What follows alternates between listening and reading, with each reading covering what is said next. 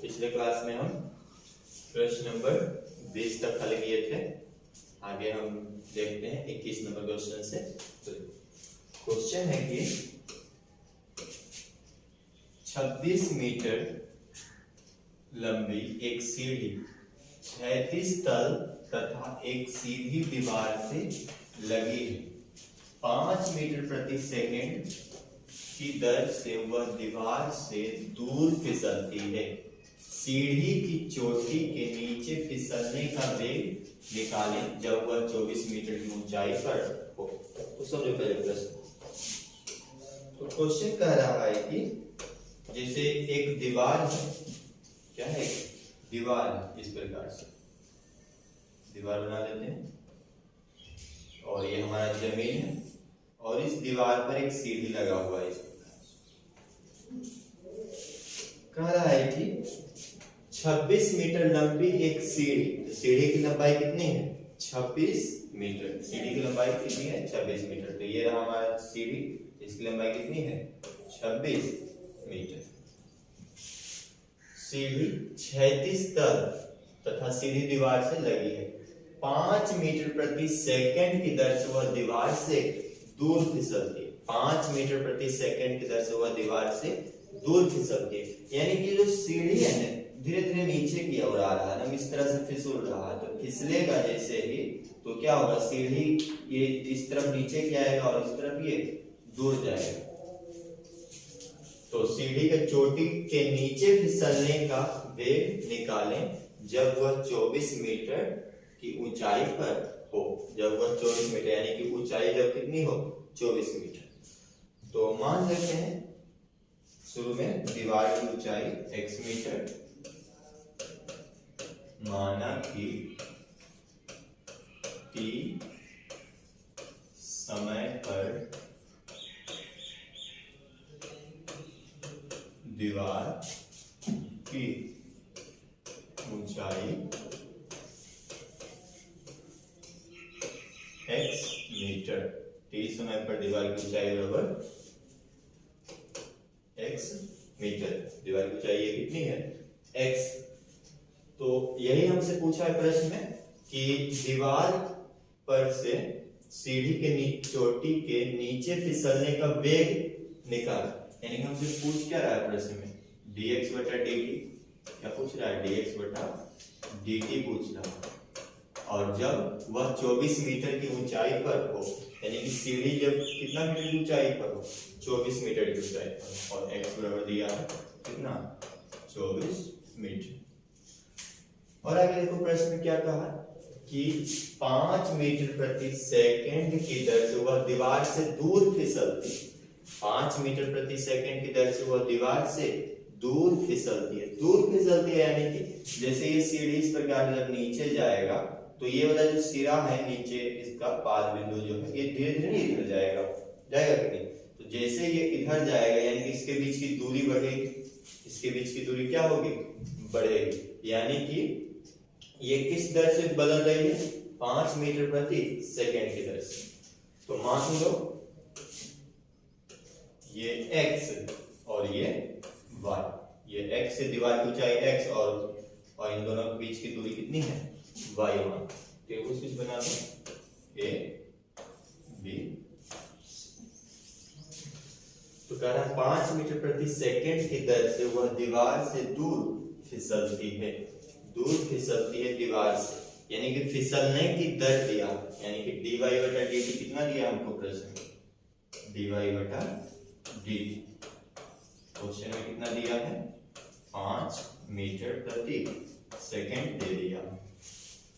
फिसलने का वेग निकाले जब वह 24 मीटर की ऊंचाई पर। तो ये तो खैर 24 मीटर पर है और dy बटा dt कितना दिया 5 मीटर प्रति सेकंड दे दिया। तो हमको क्या निकालना है नीचे फिसलने की दर, यानी कि जो सीढ़ी है नीचे किस दर से ये फिसल रहा है, यानी कि dx बटा dt हमको ज्ञात करना है। dx बटा dt ज्ञात करना है। तो देखो इसको हल करने के लिए क्या करते हैं, देखो ये 26 है और ये x कितना दिया 24 दिया, तो y निकाल देते हैं हम सबसे पहले। पाइथागोरस प्रमेय से रफ में हल कर लो इसको। तो क्या होगा निकालना होगा, अगर सॉरी हमको क्या निकालना है, BC निकालना है। अगर हमको BC निकालना है तो BC बराबर क्या होगा, root under AC square minus AB square. AC कितना है, AC 26 है, तो 26 का स्क्वायर माइनस AB यही x बराबर कितना दिया, 24 मीटर, तो 24 का स्क्वायर, तो ये हो जाएगा 676 माइनस 24 का वर्ग कितना हो जाएगा, 576, ये कितना आ गया 100, रूट अंडर 100, तो 100 का वर्गमूल 10, यानी कि y कितना आ जाएगा, 10 जगह 26 और ये 24, तो ये y कितना होगा 10 होगी, तो BC बराबर आ गया 10 मीटर। तो देखो, तो त्रिभुज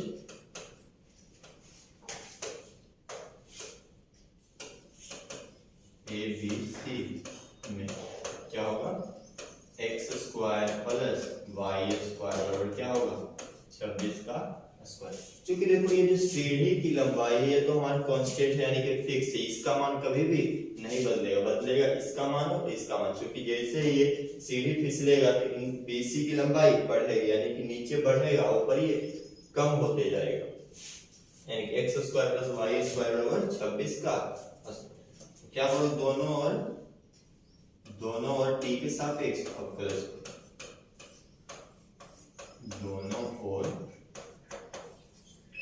t के सापेक्ष अवकलज करने, दोनों और t के सापेक्ष अवकलज करने, तो अवकलज करोगे तो d x स्क्वायर बटा d plus d y square बटा डी बराबर डी 26 का स्क्वायर बटा डी। तो हल करो तो ये हो जाएगा, तो ये आ जाएगा 2x इंटू dx बटा dt plus 2y into dy बटा dt बराबर 0। तो चूंकि 26 तो अचर संख्या का अवकलज क्या होता है, 0। 2x का मान क्या दिया था, 24 मीटर है, और dx बटा dt तो खैर हमसे पूछा ही। 2y का मान हम क्या निकाले थे, वहां पे देखो 10, y क्या निकाले थे, यही 10, और dy बटा dt हमको क्वेश्चन में दिया था, कहाँ रहा, ये dy बटा dt कितना, 5 मीटर प्रति सेकंड, यहीं पर लिख देते हैं y बराबर 10 मीटर, तो ये 5 बराबर g, तो ये आ जाएगा 24 गुना 48 इंटू dx बटा dt बराबर 10 बजे 50 50 गुना 100, उधर जाके -100, तो dx बटा dt कितना आ जाएगा, -100 बटा 48, काटो कोई तो क्या आ जाएगा, 4 से काट लेना है, तो 4 से काट लोगे तो आ जाएगा ये dx बटा dt बराबर -25 बटा 12 के 48 25 के, यानी -25 बटा 12 मीटर प्रति सेकंड। क्योंकि देखो ये माइनस में आया है, माइनस में क्यों आया है, माइनस में इसलिए आया है क्योंकि ये जो सीढ़ी है हमारा, सीढ़ी यही पूछा था नीचे फिसलने की दर, तो नीचे फिसलेगा तो इसकी ऊंचाई कम होगा। कोई भी दीवार से सीढ़ी लगाते हो, जब सीढ़ी को इस तरह इस ओर खींचोगे तो क्या होगा, दीवार से उसकी ऊंचाई कम होते जाता है। पता है जैसे भी कोई चीज घटता है तो इसमें क्या आता है, उसका मान ऋणात्मक होता है। तो हमारा दीवार से फिसलेगा तो क्या आ जाएगा, -25 बटा 12 मीटर प्रति सेकंड। तो इसको भाषा में किस प्रकार से लिखोगे, लिख दोगे इस प्रकार से, अतः सीढ़ी दीवार से 25/12 मीटर प्रति सेकेंड की दर से फिसलती है।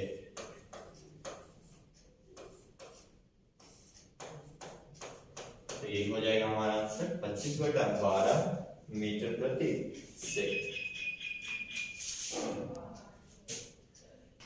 कर दो। तो आगे है प्रश्न नंबर 22 नंबर क्वेश्चन क्या कह रहा है, दो सड़कें एक दूसरे से 90 डिग्री का कोण बनाती है। दो सड़कें एक दूसरे से 90 डिग्री का कोण बनाती है। दो साइकिल सवार ए और बी इनके चौराहे से एक साथ अलग अलग सड़क पर 3:4 के वेग से साइकिल चलाना प्रारंभ करते हैं।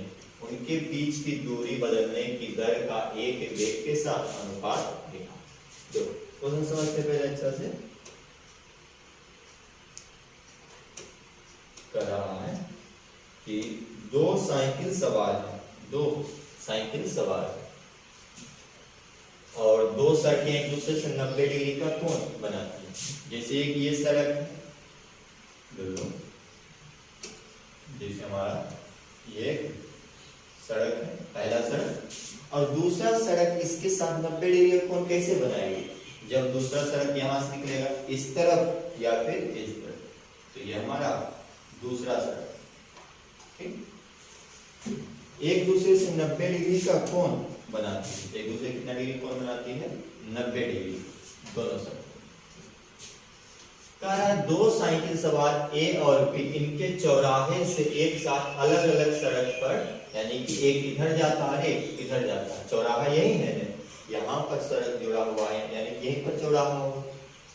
3:4 के वेग से साइकिल चलाना प्रारंभ करते हैं, यानी कि एक इस ओर जा रहा है और एक इस ओर जा रहा है। यहाँ से दोनों चलना स्टार्ट किया, यहाँ से चलना स्टार्ट किया, तो एक इस ओर जा रहा है एक इस। एक दोनों का वेग का अनुपात कितना है? 3:4। तो मान लो कि एक 3x वेग से जा रहा है, दूसरा 4x वेग से जा रहा है। क्योंकि 3:4 बोला है तो उसको 3x 4x करके हम मानेंगे, यानी कि एक का वेग कितना है? 3x और दूसरे का वेग 4x। तो बोल रहा है कि उनके बीच की दूरी बदलने की दर। तो अब देखो कोई भी है इस प्रकार से, जैसे कोई जा रहा है, पहले थोड़ा ये इतना गया, ये इतना गया, तो इन दोनों के बीच की दूरी यही होगी इतना, फिर थोड़ा यू कोई इतना गया, फिर से इतना गया, तो इन दोनों के बीच की दूरी ये, यानी कि जैसे जैसे वो बढ़ते जाएगा उन दोनों के बीच की दूरी भी बढ़ती जाएगी। तो वही कह रहा प्रश्न में कि उनके बीच की दूरी बदलने की दर का एक वेग के साथ अनुपात ज्ञात करें। एक के वेग के साथ अनुपात ज्ञात करें। तो देखो दो साइकिल सवार ए और बी उनके चौराहे से एक दूसरे अलग अलग सड़क पर 3:4, यानी कि ए चल रहा है 3x के वेग से और बी चल रहा है 4x के वेग से, यानी कि इधर कौन जा रहा है? ए जा रहा है, इधर कौन जा रहा है? ए जा रहा है, इधर कौन जा रहा है? बी जा रहा है, ठीक। यानी कि यहाँ पर ए पहुंचेगा और यहाँ पर बी पहुंचेगा, इसका नाम दे दो। तो इन दोनों के बीच की दूरी ये। अब देखो ये 3x के वेग से जा रहा है, ये 4x के वेग से जा रहा है, तो उन दोनों के बीच की दूरी जो बनेगी ये नहीं होगी ए बी, इन दोनों के बीच की जो दूरी होगी क्या होगी?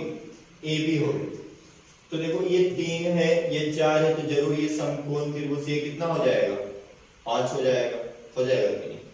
ये 3x है और ये 4x है। ऐसे ये वेग का अनुपात दिया है, बट अगर दोनों द्वारा समय तो उतना लिया जाएगा। समय t मान लोगे 3x t और ये 4x t, तो इन दोनों के बीच की जो दूरी बदलेगी किस दर से? 3x 4x, तो ये कितना हो जाएगा? 5x। कितना हो जाएगा? 5x। देखो सिंपल सा। तो इस प्रकार से देखो त्रिभुज ABC में त्रिभुज ABC में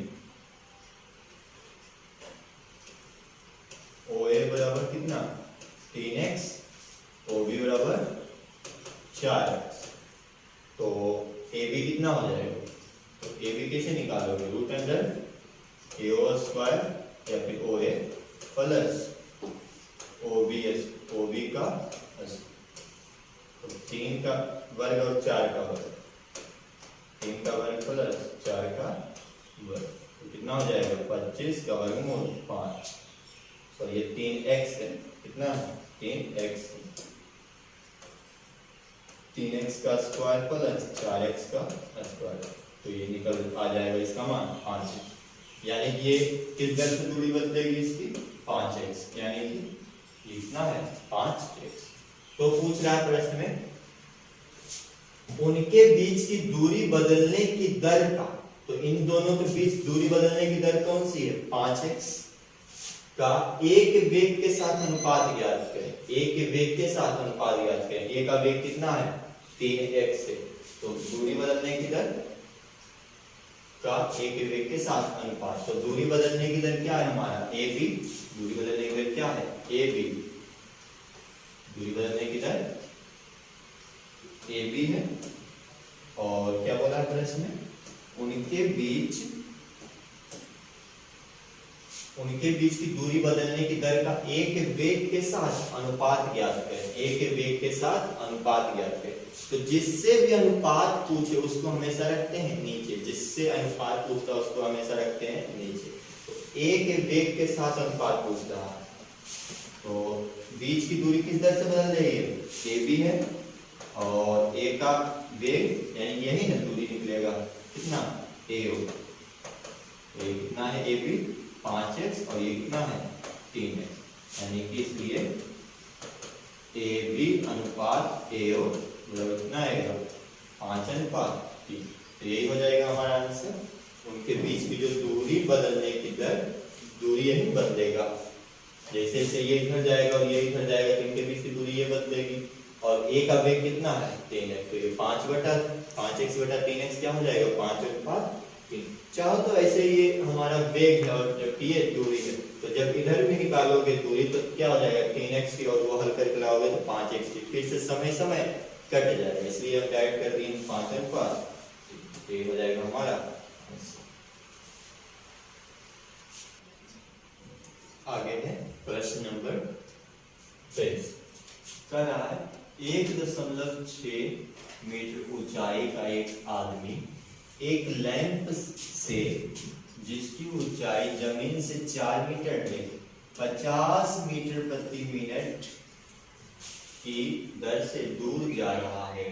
आदमी के छाया की लंबाई किस दर से बढ़ रही है? क्वेश्चन इस प्रकार से है कि एक है 1.6 मीटर ऊंचाई का एक आदमी एक लैंप से जिसकी ऊंचाई जमीन से 4 मीटर, यानी कि एक लैंप है जिसकी जमीन से ऊंचाई कितनी है?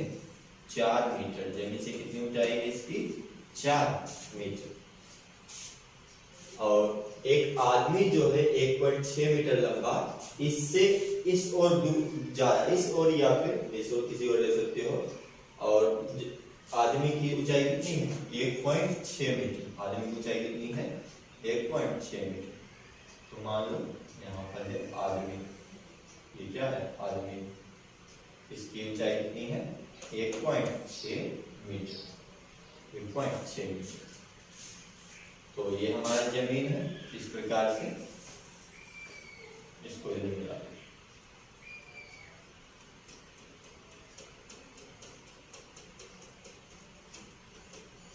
इस प्रकार से। हाँ, तो देखिए फिर से प्रश्न 1.6 मीटर ऊंचाई का एक आदमी, तो ये रहा 1.6 मीटर ऊंचाई का आदमी एक लैंप से जिसकी ऊंचाई 4 मीटर है, तो ये रहा लैंप, इसकी ऊंचाई कितनी है? 4 मीटर, 50 मीटर प्रति मिनट की दर से दूर जा रहा है। तो यानी कि ये जो आदमी है इस लैंप से इस ओर जा रहा है किस गति से? 50 मीटर प्रति मिनट की गति से।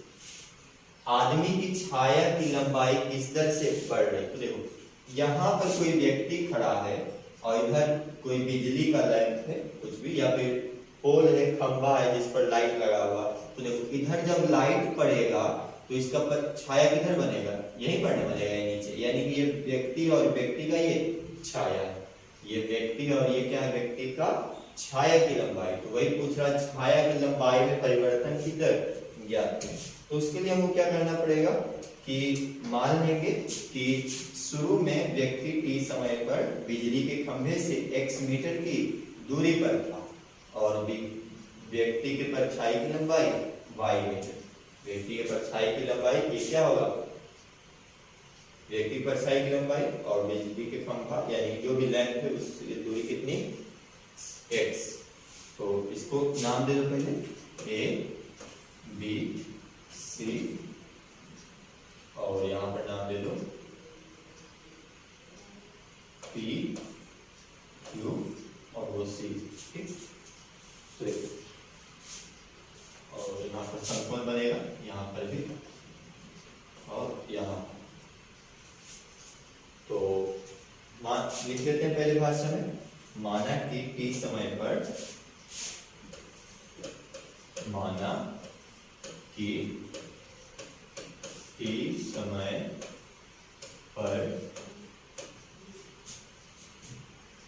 पर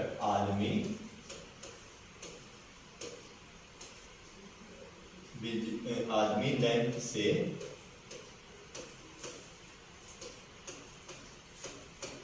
x मीटर की दूरी पर, मीटर की दूरी पर था तथा परछाई की लंबाई या फिर छाया की लंबाई को लिखो, छाया की लंबाई, छाया की लंबाई y मीटर, तो छाया की लंबाई y मीटर। ये व्यक्ति है तो ये व्यक्ति के छाया की लंबाई। देखो प्रश्न में दिया है कि व्यक्ति जो है 50 मीटर प्रति मिनट की दर से दूर जा रहा है। ये रहा बिजली का लैंप, तो इससे किधर ही जा रहा है, तो यही इसके बीच की दूरी है x। यानी कि हमको प्रश्न में क्या दिया है, dx बटा dt दे दिया। क्या दिया है, dx बटा dt। dx बटा dt कितना दे दिया है, 50 मीटर प्रति मिनट दिया, 50 मीटर प्रति मिनट दे दिया, dx बटा dt।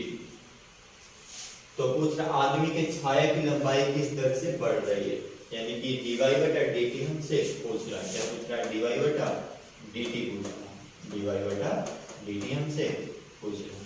तो देखो त्रिभुज ABC और त्रिभुज PQC दोनों समरूप त्रिभुज होगा, क्योंकि दोनों क्या है, दोनों समकोण त्रिभुज, तो दोनों क्या हो जाएगा, समरूप।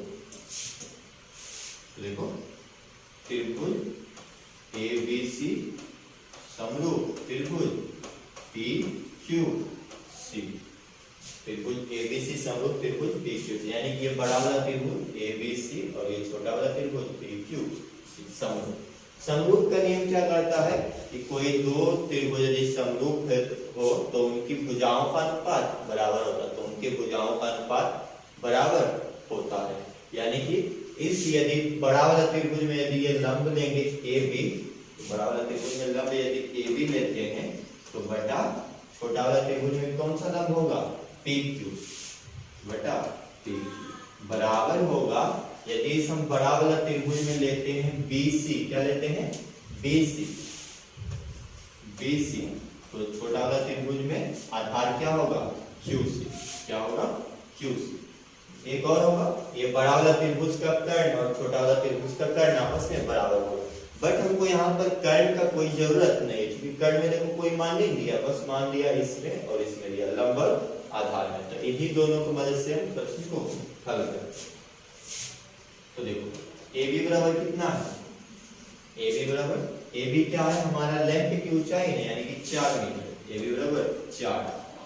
PQ कितना है, PQ यानी कि आदमी की ऊंचाई, आदमी की ऊंचाई कितना है 1.6।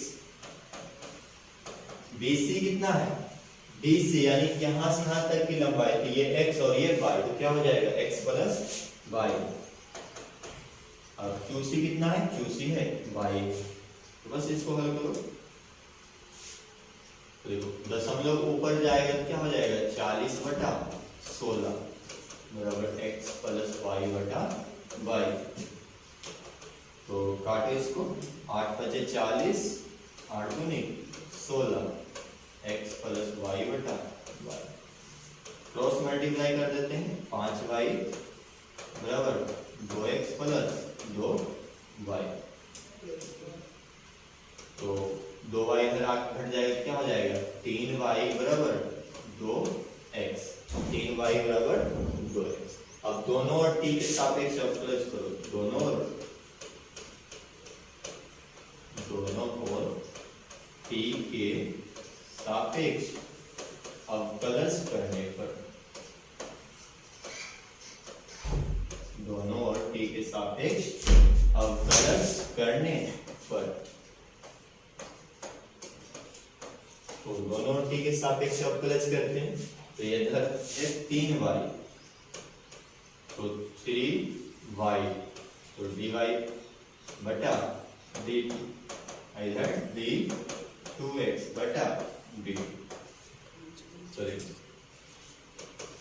3 बाहर हो जाएगा और ये dy बटा dt, और ये 2 बाहर हो जाएगा dx बटा dt। हमको प्रश्न में dx बटा dt का मान दिया था, क्या दिया था 50 मीटर प्रति मिनट में दिया था, तो रख दो मान 3 × dy बटा dt बराबर 2 गुना इसका मान दिया था 50, तो ये हो जाएगा dy बटा dt बराबर 50 × 100 बटा 3 मीटर प्रति मिनट। यानी कि जो छाया की लंबाई है 100/3 मीटर प्रति मिनट की दर से बढ़ेगी, छाया की लंबाई 100/3 मीटर प्रति मिनट की दर से बढ़ेगी। तो भाषा में लिखो, अतः छाया की लंबाई 100/3 मीटर प्रति मिनट की दर से बढ़ेगी। तो यही हो जाएगा हमारा आंसर, छाया की लंबाई 100/3 मीटर प्रति मिनट की दर से बढ़ेगी। तो आगे है प्रश्न नंबर 24। क्वेश्चन है कि एक शंकुनुमा हौज जिसकी गहराई 15 सेंटीमीटर तथा त्रिज्या 5 सेंटीमीटर, पानी 0.1 मीटर क्यूब प्रति सेकंड की दर से प्रवेश कर रही है। जब पानी की गहराई 6 सेंटीमीटर है तो ज्ञात करें कि किस दर से पानी की सतह का क्षेत्रफल बढ़ रहा है। तो ज्ञात करें कि किस दर से पानी की सतह का क्षेत्रफल बढ़ रहा है। तो देखो, यानी कि एक शंकुनुमा हौज जिसकी गहराई, यानी कि एक हौज है जो कैसा है शंकुनुमा। तो पहले शंकुनुमा हौज बना देते हैं। तो ये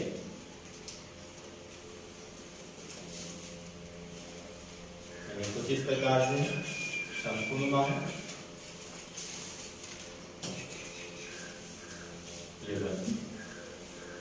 शंकुनुमा हौज जिसकी गहराई कितनी है 15 सेंटीमीटर। गहराई कितनी है इसकी 15 सेंटीमीटर। गहराई इसकी है 15 सेंटीमीटर, यानी कि यहाँ से लेकर यहाँ तक कितनी है ये 15 सेंटीमीटर। तथा त्रिज्या 5 सेंटीमीटर। त्रिज्या कितनी है इसकी 5 सेंटीमीटर।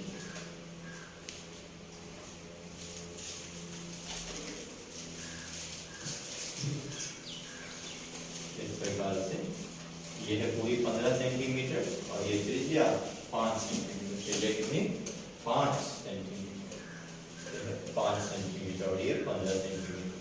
15 और ये 5। तो कह रहा है इसमें पानी 0.1 मीटर क्यूब प्रति सेकंड की दर से प्रवेश कर रही है। जैसे ही Q लिखे तो समझ जाओ आयतन का जिक्र किया है। चलिए क्या आयतन, तो पानी ऐसे भी किसी चीज में समाएगा तो वो क्या होता है, आयतन होता है। कह रहा है जब पानी की गहराई 6 सेंटीमीटर, यानी कि जब पानी की गहराई 6 सेंटीमीटर, यानी कि जैसे इसमें पानी जा रहा तो गहराई जब इसकी 6 सेंटीमीटर, तो मान लो यहाँ पर इसकी गहराई 6 सेंटीमीटर, यानी कि यहाँ तक पानी आ चुका है इस प्रकार से 6 सेंटीमीटर। ये यहाँ पर कितना 6, यहाँ से लेकर यहाँ तक की गहराई 6 सेंटीमीटर। तो ज्ञात करें किस दर से पानी की सतह का क्षेत्रफल बढ़ रहा है। अब देखो जैसे इसमें पानी जब इस हौज में हम डालेंगे जाएगा, तो जब यहाँ पर पानी होगा तो सतह क्या होगा, पानी के ऊपर वाला हिस्सा ही है। सतह का अर्थ क्या हुआ, पानी के ऊपर वाला हिस्सा। तो ऊपर जैसे जैसे पानी बढ़ता जाएगा इसका सतह देखो बढ़ता जाएगा, यहाँ पर इतना, यहाँ पर देखो बड़ा हो गया, यानी इसकी सतह का क्षेत्रफल यानी कि वृत्त का क्षेत्रफल किस दर से बढ़ रहा है। तो मान लो कि, और बोला था जब ये 6 सेंटीमीटर और ये त्रिज्या मान लो r, तो लिखो माना कि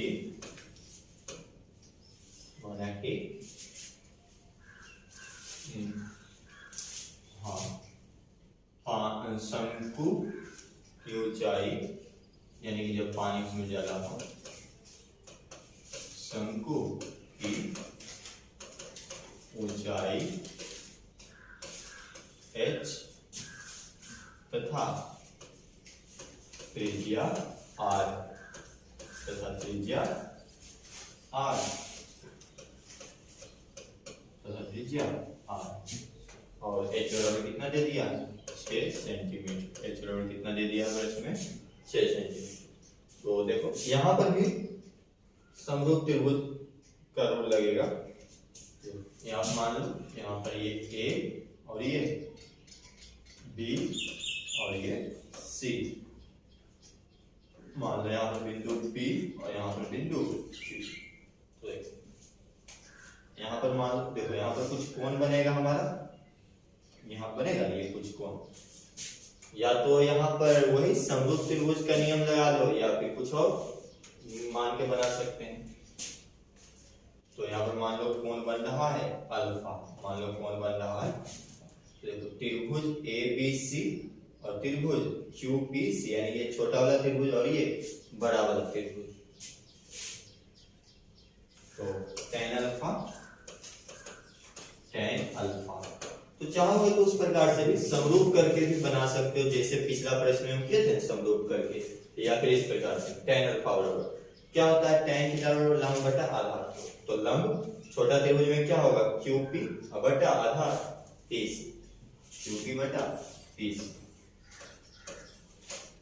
बराबर इसमें tan अल्फा बराबर AB बटा BC, AB बटा BC।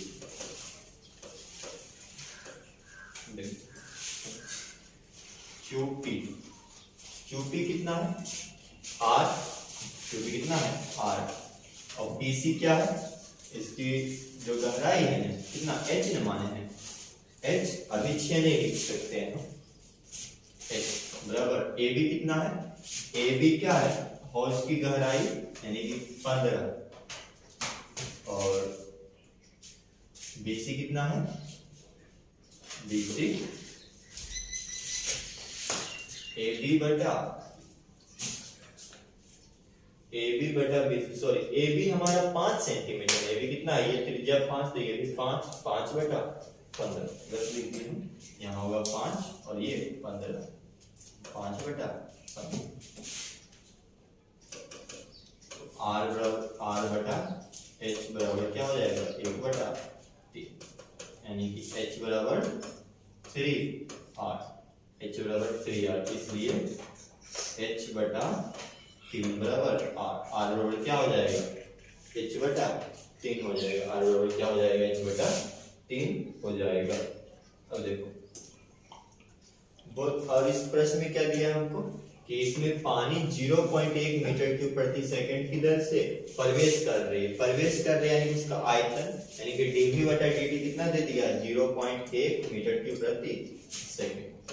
हमको dv बटा dt कितना दे दिया है 0.1 मीटर क्यूब प्रति सेकंड। शंकु का आयतन v बराबर क्या होता है 1/3 पाई r स्क्वायर h। तो v बराबर 1/3 पाई r स्क्वायर। r बराबर क्या होगा h/3, r की जगह लिख देते हैं h/3 का स्क्वायर इनटू h। तो v बराबर क्या होगा 3 का वर्ग 9 9 3 27 यानी कि पाई बटा 27 h स्क्वायर इनटू h क्या हो जाएगा h क्यूब। पाई बटा 27 h क्यूब ये हो जाएगा। अब क्या करते हैं हम दोनों और t के सापेक्ष अवकलज कर देते हैं। दोनों और t के सापेक्ष अवकलज कर देते हैं। दोनों और t के सापेक्ष अवकलज करने पर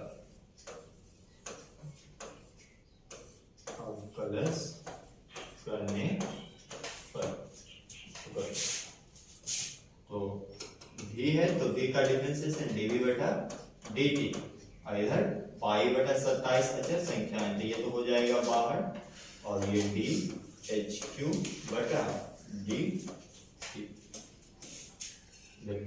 ये dv बटा dt पाई बटा 27 h क्यूब का क्या हो जाएगा 3h स्क्वायर इंटू dh बटा dt। dv बटा dt कितना दिया था हमको प्रश्न में 0.1 और पाई बटा देखो ये कट जाएगा 9 बार में 9 3 27 यानी कि पाई बटा 9 h स्क्वायर क्या है h स्क्वायर। देखो h का मान हमको क्या दिया था प्रश्न में 6 दिया था यानी कि 6 का स्क्वायर इनटू dh बटा dt। तो ये आ जाएगा कट के ये 6 बार 36 तो 9 चौके 36 तो 0.1 बटा 4 आ जाएगा 9 चौके 36 4 में कट जाएगा तो 4 पाई बराबर dh बटा dt। तो आ जाएगा दशमलव नीचे आएगा तो 1 बटा 40 पाई 1 बटा 40 पाई सेंटीमीटर था ना सेंटीमीटर प्रति सेकंड बराबर dh बटा dt। यानी कि जो शंकु की ऊंचाई है उसमें परिवर्तन की दर क्या है 1 बटा 40 पाई सेंटीमीटर प्रति सेकंड। शंकु की ऊंचाई में किस दर से परिवर्तन हो रहा है 1 बटा 40 पाई सेंटीमीटर प्रति सेकंड। तो इस दर से हमारा परिवर्तन हो रहा है। बट हमको प्रश्न में ये नहीं पूछा कि उसका ऊंचाई में किस दर से परिवर्तन हो रहा है। हमको प्रश्न में देखो किसका डिमांड किया प्रश्न में पूछा है कि ज्ञात करें कि किस दर से पानी की सतह का क्षेत्रफल बढ़ रहा है। ज्ञात करें किस दर से पानी की सतह का क्षेत्रफल बढ़ रहा है। तो पानी की सतह का क्षेत्रफल यानी कि यही ना ये वाला हिस्सा। तो ये क्या है वृत्ताकार ना होता है। पानी की सतह क्या होगा वृत्त का आधार भी होगा। शंकु का जो ये सतह रहेगा क्या होगा वृत्त का आधार होगा। यानी कि वृत्त का क्षेत्रफल किस दर से बढ़ रहा है। तो वृत्त का क्षेत्रफल क्या होता है पाई स्क्वायर होता है। ये हमको ज्ञात करना है। तो आगे हल करते हैं हम इसको।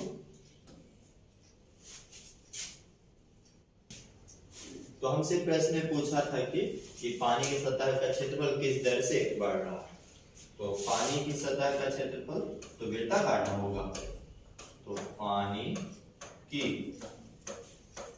सतह का क्षेत्रफल A बराबर क्या हो जाएगा वृत्त का क्षेत्रफल क्या होता है पाई r स्क्वायर। वृत्त का क्षेत्रफल क्या होता है पाई r स्क्वायर।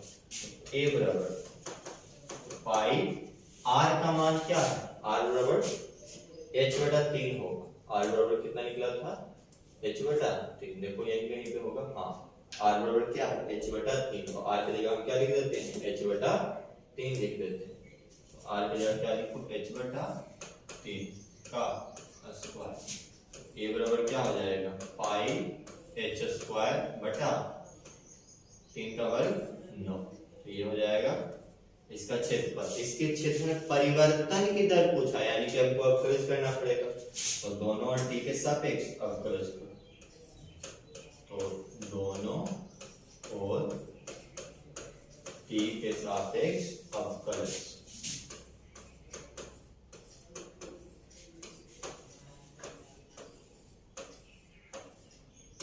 अवकलज करोगे ए यानी कि डी ए बटा डी। तो इसमें देखो पाई बटा 9 तो अचर संख्या है, बाहर ही रहेगा, तो डी एच स्क्वायर बटा डी टी। तो डी एच स्क्वायर बटा डी, तो डी ए बटा डी टी। तो पाई बटा 9 एच स्क्वायर का क्या हो जाएगा 2h इंटू डी एच बटा डी टी। तो देखो डी एच बटा डी टी का मान निकाले हैं, क्या है, तो ये हो जाएगा पाई बटा 9 गुना 2। h का मान क्या बोला था प्रश्न में 6 सेंटीमीटर है, तो 6 लिखो। dh बटा dt का मान अभी जस्ट कुछ देर पहले निकाले थे, dh बटा dt का मान 1 बटा 40 पाई। क्या है 1 बटा 40 पाई, 40 पाई। पाई कैंसिल आउट हो जाएगा, पाई पाई कट जाएगा, पाई और पाई कट गया, तो 3 दूनी 6, 3 तिये 9। अब तो कुछ कट नहीं रहा, तो देखो तो डीए बटा dt और कट रहा, हाँ देखो 2 दूनी 4 और ये 10 बार में, तो 10 तिया 30, तो आ जाएगा 1 बटा 30 सेंटीमीटर स्क्वायर प्रति सेकंड। क्योंकि क्षेत्रफल है ना, यानी कि पानी का सतह का क्षेत्रफल किस दर से बढ़ रहा है 1 बटा 30 सेंटीमीटर स्क्वायर प्रति सेकंड। तो यही हो जाएगा हमारा आंसर 1 बटा 30 सेंटीमीटर स्क्वायर प्रति सेकंड। हाँ, तो आगे है प्रश्न नंबर 25। कह रहा है 2 वर्गों की भुजाएं x और y है, इस तरह से है कि y बराबर x माइनस एक्स स्क्वायर। पहले वर्ग के क्षेत्रफल के सापेक्ष दूसरे वर्ग के क्षेत्रफल के परिवर्तन की दर निकालें। पहले वर्ग के क्षेत्रफल के सापेक्ष, तो जिसके सापेक्ष बोलता है उसको हम रखते हैं नीचे। तो मान लो, माना कि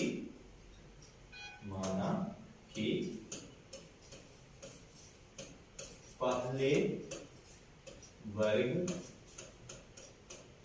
का क्षेत्रफल a तथा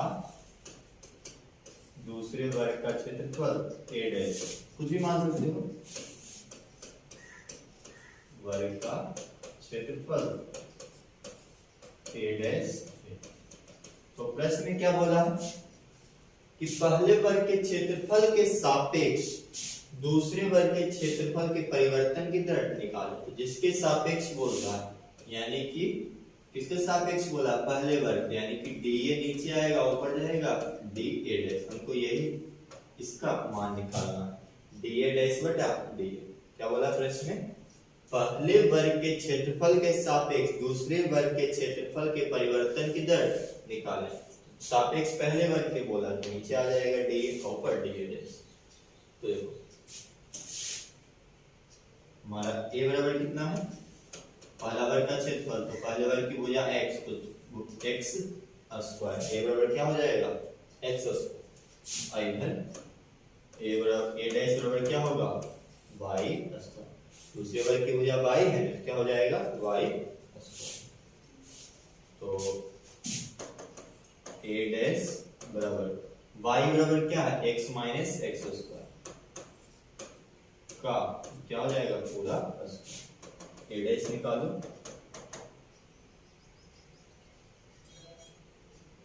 तो a माइनस बी का होल स्क्वायर क्या हो जाएगा a square plus b square minus 2ab, तो 2ab माइनस 2x क्यूब। ये हो जाएगा a डैश बराबर, इसका अवकलज निकाल लो, क्योंकि परिवर्तन नहीं निकालना है, तो डी ए बटा डी टी, ये क्या हो जाएगा dx स्क्वायर बटा, या फिर x के सापेक्ष दोनों अवकलज कर देते हैं, क्योंकि समय में कुछ परिवर्तन तो दिया ही नहीं, x के सापेक्ष में, तो dA बटा dx क्या हो जाएगा 2x, dA बटा dx क्या हो जाएगा 2x, इधर dA डैश बटा dx, x स्क्वायर का 2x, x की पावर 4 का 4x क्यूब और माइनस 3 दूनी 6x प्लस, ठीक, इसको बना दो समीकरण 1 और इसको बना दो समीकरण 2, तो क्या करो a डैश ऊपर देते हैं, तो 2 भागा 1 कर दो, समीकरण 2 भाग समीकरण 1, तो dA डैश बटा dx, नीचे एक में क्या है dA बटा dx, तो dA डैश बटा dx क्या है 2x plus 4x cube minus 6x square, नीचे क्या आ जाएगा इसका 2x, तो dx dx कट जाएगा, ये dx और ये dx कट जाएगा, तो कट के क्या बचेगा dA डैश बटा dx, इधर काटो 2x कट गया तो 1 प्लस 2 दूनी 4 x कट जाएगा तो 2x स्क्वायर माइनस 2 3 तो माइनस 3x, ये हो जाएगा हमारा answer 1 plus 2x square minus